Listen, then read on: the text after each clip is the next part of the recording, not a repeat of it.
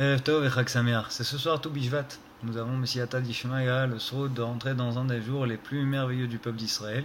La Gemara, à la fin du traité de Ta'ani, dit que le peuple d'Israël n'a jamais eu de jour plus heureux que Yom Kippourim et Tou Be'av. Tou Be'av, pas Tou Bishvat. Toujours est-il, le Bnei Issachar, sur une base du Zohar HaKadosh, nous enseigne que Tou Bishvat et Tou Be'av se concentrent sur le même concept, c'est-à-dire que notre année se divise en deux périodes de 6 mois. Les mois masculins, les mois féminins, on en a déjà parlé dans le passé. Et en effet, si on regarde le mois de Shvat, c'est le 5e mois du cycle masculin, l'avant-dernier, avant le mois de Hadar. Et le mois de Av est l'avant-dernier mois du cycle féminin, avant le mois de Elul. Et donc, ces deux fêtes convergent au milieu du mois qui est le fondement, la dernière phase avant l'entrée dans la phase finale, la préparation de la phase finale.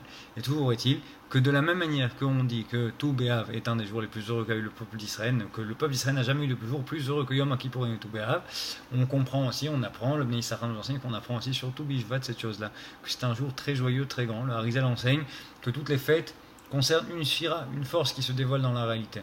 Pessah, c'est le chesed, Shavuot, c'est la tiferet, les rachamim, la miséricorde. Rosh Hashanah, c'est le din, la rigueur. Chanukah et Purim, c'est Netzar Veod, c'est deux autres prinotes qui se dévoilent, deux autres notions qui se dévoilent. Et Tou Bishvat et Tou Be'av qui sont restés sans dévoilement par le Harizal. Son élève Maharu Abichaim Vital écrit dans le Pri Etzraïm qu'elle touche le Yesod, le fondement. Le Yesod, c'est là où se concentrent toutes les énergies, toutes les lumières de toutes les autres fêtes et se dévoilent à la réalité. Donc c'est en fait le jour où se concentre, où se condense, où se dévoilent toutes les forces qu'on a puisées dans Pessah, Rosh Hashanah, Shavuot, Hanouka, Purim, tout converge vers le Yesod qui est Yosef. Yosef, c'est Tzadik Yesod Olam, le fondement du monde, et c'est là que se dévoile cette force-là. Et donc, on voit l'importance de ce jour-là. L'importance, elle se dévoile comment? Elle se dévoile dans le fait qu'il n'y a aucune halakha très très spécifique à Tou Bishvat, mis à part le fait qu'il y a un changement au niveau des Maasrot. Avant, on donnait Maaserani. À partir de maintenant, on rentre dans la 5e année, donc on donne Maaser Sheni sur les prix qui vont pousser, qui vont fleurir à partir de Tou Bishvat et dans le futur. Mais à part ça, il n'y a aucune mitzvah spécifique. Pas de matzah, pas de soukha, rien. C'est freestyle, même pas de Tranoukia, même pas de Megillah. Et on voit quoi en fait? On voit que dans les choses qui se dévoilent par les mitzvot d'Oraïta, c'est facile. Si je jeûne pas à Kippour, si je mange pas de la matzah à Pessah, j'ai enfin la Torah, Chas v'Shalom. Hanouka et Purim, on voit, c'est des Rabbanan. Et là, qu'est-ce qu'on voit? Plus de Hidour. On fait les choses avec plus d'attention. On a une belle Hanoukia, allumée à la bonne heure, au bon endroit, avec la meilleure huile, une belle Megillah. Faire les Mishloach Manot, Behidour, la Méhadrin. On cherche le Méhadrin dans les mitzvot des Rabbanan.